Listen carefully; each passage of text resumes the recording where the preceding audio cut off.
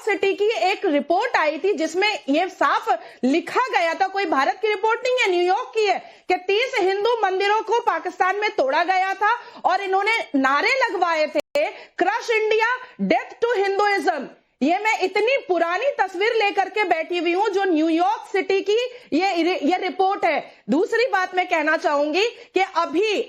पाकिस्तान में मोर और less 1817 Hindu temples हैं, जिसमें से सब पर ताला लगा करके सिर्फ 37 हिंदू टेंपल्स को बहुत ही मायूट तरीके से, बहुत ही परेशान तरीके से वहां पर पूजा और आरती करने की अनुमति वहां की सरकार और यह मुल्ला मुनीर करने देता है। यह मुल्ला मुनीर के सेना का काम ना बॉर्डर पर लड़ने का है और ना ही कोई जंग जीतने का है। यह मुल्ला मुनीर का काम सिर्फ और सिर्फ कहां पर हिंदू टेंपल में पूजा हो रहा है, कहां आराधना हो रहा है, ये टोपी पहन करके पहुंच जाता है और ये अपना मुल्ला मुनीर का काम करता है। मुझे लगता है राकेश जी के पाकिस्तान पैगंबर मोहम्मद सल्लल्लाहु अलैहि वसल्लम को नहीं मानता है, क्योंकि पैगंबर मोहम्मद सल्लल्लाहु अलैहि वसल्लम ने साफ अलहामी किताब अल कुरान में कहा था कि आपकी इबादत से किसी को तकलीफ हो तो आपकी इबादत जायज नहीं होगी, और आप किसी की इबादत में अगर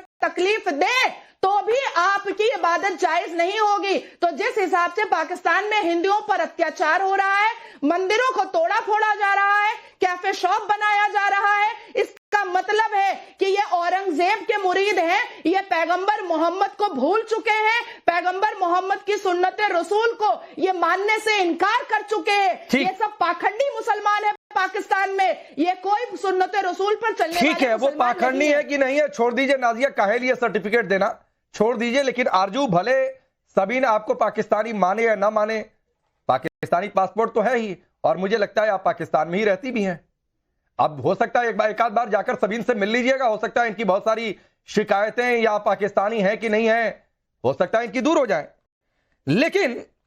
तालिबान से जो हालत चल रही है, जो सबीन कह रही थी कि हमारी आर्मी बहुत बढ़िया मुल्क की हिफाजत कर रही है, तालिबान ने जो नाक में दम कर रखा है, सबीन आप भी सुनिएगा, और इसमें से कोई भी आंकड़ा गलत हो मुकीम भाई या अजीम बता देंगे, क्योंकि मैं भी इंटरनेट के इस सोर्सेज से पढ़ रहा हूं। पाकिस्तान के पास शाहीन फाउंडेशन का कामकाज अकेले नेवी के पास है। शाहीन फाउंडेशन जिसका नेतृत्व पाकिस्तान के एयर चीफ करते हैं, Shaheen air international, Shaheen air cargo, Shaheen airport services, Shaheen arrow traders, Shaheen insurance शामिल है, शाहीन पे टीवी, शाहीन एफएम रेडियो भी इनके द्वारा संचालित होते हैं, और इनकी कुल प्रॉपर्टी करीब करीब $34 मिलियन के आसपास है। इसके अलावा और भी कुछ कंपनियां हैं जो कि real estate, finance, army projects का काम तो चलिए आर्मी के पास समझ में ही आता है, Askari funds, Askari welfare rice mill, Askari welfare sugar mill, Askari cement, army welfare shoe project तो चलिए इसको छोड़ ही देते हैं, वुलन मिल भी छोड़ देते हैं, आर्मी वेलफेयर होजरी यूनिट भी एक तरीके से छोड़ देते हैं, कपड़ा राशन सब बेचेंगे, और इसका भी कई मिलियन डॉलर के आसपास है आरजू। तो फिर तो ये सवाल पूछे जाएंगे कि भाई आप कौम के नाम पर चूरन बेचते हैं, तालिबान से लड़ने का दिखावा करते हैं, लेकिन जो आपका काम है वो करते नहीं है। देखिए, सबसे पहले तो मेरे ख्याल है ये जो बैठी हैं सबीन, इन्हें तो मैं बिल्कुल जानती नहीं, कभी मुलाकात नहीं हुई, लेकिन इन्होंने अभी कहा था छोड़ के जा रही हैं शो, क्योंकि कर्नल साहब यहाँ पर हैं तो अभी तक गई नहीं, शायद नहीं मैंने कहा वगैरह का इंतजार कर रही हैं। लेकिन बहरहाल मेरा ख्याल है कि ये बिजनेसेस वगैरह तो हमेशा से होते रहे हैं। मेरे बीच में मुकीम भाई आ रहा हूं इसके बाद तुरंत आपके पास। पाकिस्तान में मुंह छुपाकर कर दीजिए, ठीक है, मैं आपसे बात नहीं कर रहा। जो अच्छा मुसलमान होगा, जो पाकिज़ा मुसलमान होगा, जो तहजीब व तमद्दन वाला मुसलमान होगा, जो सुन्नते रसूल वाला मुसलमान होगा, वो इबादत बहुत परहेजगारी से करेगा, ना किसी की इबादत में मदाखलत करेगा और ना ही अपनी इबादत से किसी को तकलीफ देगा। लेकिन फिर इतना चुप क्यों गया कर्नल दिनेश नैन? देखिए राकेश, अभी पाकिस्तान की हालत देखिए, आज की तारीख में वहां पे मुल्ला आसिम मुनीर जो है वो चीफ ऑफ डिफेंस फोर्सेस बन चुका है, और ये जितने भी भाई बहन बैठे थे ना यहाँ पे, ये अगर सच्ची भी किसी मोहतरमा की बेइज्जती नहीं की जाती। रही बात ये जो बोल के गए हैं कि आपने इनको टॉपिक्स के बारे में नहीं बताया, देखिए टॉपिक तो दो सबको बताया गया था, दो टॉपिक ही हैं। एक तो यह है कि आसिम मुनीर सीडीएफ बने हैं, और उसके बनते ही इमरान खान के खिलाफ एक आईएसपीआर की तरफ से उनको एक तरीके से गद्दार करार करते हुए टाइप की स्टेटमेंट सामने आई है। और दूसरा, कल चूंकि हमारे यहाँ 2 दिन तक लगातार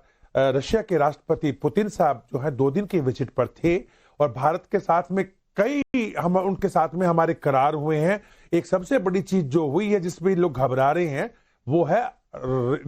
है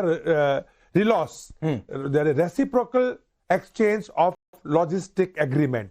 ये उनकी रशिया की जो लोअर पार्लियामेंट है डूमा, उसमें भी पास कर दिया गया है। फरवरी 18 को इसी साल, तो फरवरी 18 को 2025 को हमारे जो एम्बेसडर हैं अरुण कुमार जी, उनके और रशिया के जो डिप्टी डिफेंस मिनिस्टर हैं उनके बीच में ये करार हुआ। तो ये करार है क्या, जहां ये लोग घबरा रहे हैं, मैं बताऊं आपको, वो ये है कि अब उस करार के बाद में हमारी जो स्ट्रेटेजिक पार्टनरशिप है रशिया के साथ में, राकेश, वो सिर्फ हम हथियार लेंगे, वो बेचेंगे, हम खरीदेंगे, वो बेचेंगे, हम खरीदेंगे तक सीमित नहीं है। ये स्ट्रेटेजिक रिलेशनशिप किसी और लेवल पे चली गई है और वो लेवल रशिया के मुताबिक ये था, रशिया ये चाह रहा था कि भारत का एंटार्क्टिका तक, आर्कटिक तक जो LNG हमने निकालनी है वहां से, अगर याद हो आपको 18 अक्टूबर 2021 को हमारा पहला जहाज वहां से LNG लेके आया था रशिया की लोकेशन से, तो वो खोल दिया गया है। दूसरा, नॉर्थ सी के जो रूट है मद्रास से लेकर के